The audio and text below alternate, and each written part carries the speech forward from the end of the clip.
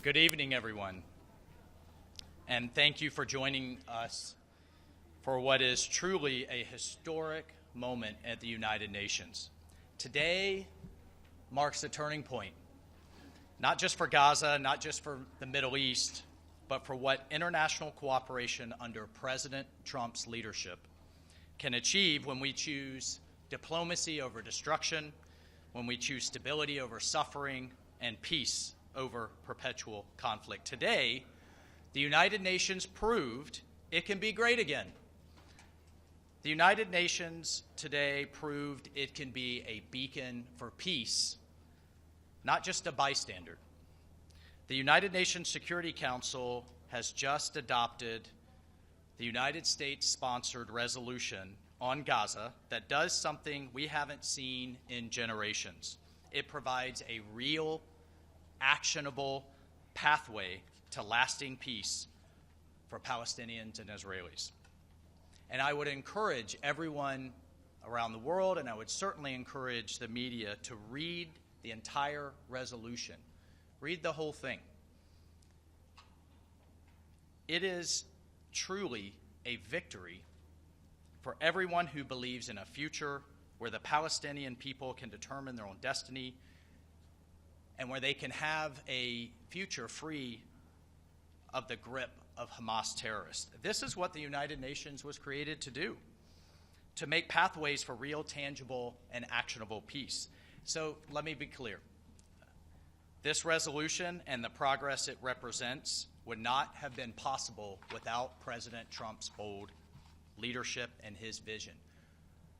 Folks, just weeks ago, literally just weeks ago, the Middle East was mired in conflict. Hostages remained in tunnels in captivity. Palestinians in Gaza suffered in a hell on earth as the war raged on. Then President Trump secured a historic peace deal with the critical support of Qatar, Egypt, and Turkey. Hostages came home to their families. And we are still working to bring home the remaining 3 hostages who remain in Gaza.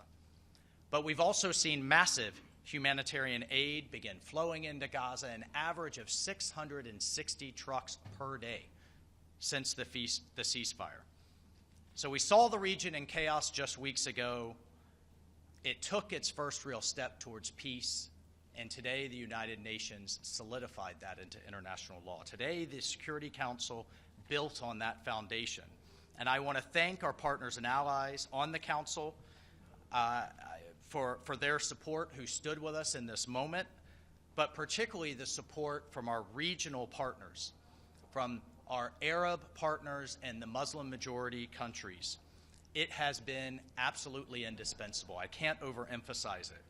The United States, Qatar, Egypt, the United Arab Emirates, the Kingdom of Saudi Arabia, Indonesia, Pakistan, Jordan, and Turkey stood together in support of this resolution and President Trump's plan.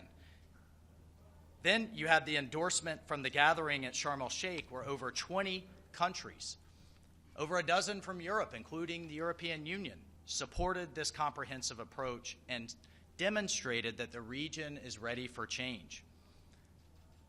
Folks, the region is tired of the same old talking points, the same old solutions that have never worked. The region is ready to break this cycle of violence. And what we saw here is once the Arabs, the Muslim-majority nations, the Palestinian Authority, and Israel indicated that we could move forward with the plan laid forth in this resolution, we then turned to the Council and said, how could you stand against it? So what does the resolution actually do? I just want to take a moment to lay out a couple of key points. First, the Security Council has endorsed President Trump's historic 20-point comprehensive plan to end the Gaza conflict. It welcomes the establishment of the Board of Peace as a transitional administration for Gaza that will oversee and support a technocratic, apolitical Palestinian committee responsible for day-to-day government services. It underscores the critical importance of humanitarian assistance for the people of Gaza, and it authorizes an international stabilization force to stabilize the security environment in Gaza by ensuring the process of demilitarizing the Gaza Strip, including the destruction and prevention of rebuilding the military, terror, and offensive infrastructure. It also decommissions, it ensures the decommissioning from Hamas and its partners. All of this will allow for a Gaza Strip that is finally free of Hamas's terror and reign.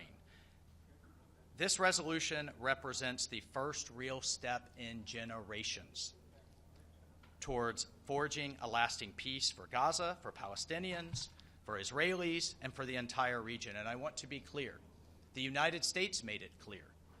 President Trump, Secretary Rubio, my good friend Jared Kushner, Special Envoy Witkoff, we all made it clear that a vote against this resolution was a vote to return to war. So thanks to our actions here today and President Trump's bold, clear-eyed leadership, a stable, a safe, and a prosperous future in the Middle East is now finally within reach. Thank you.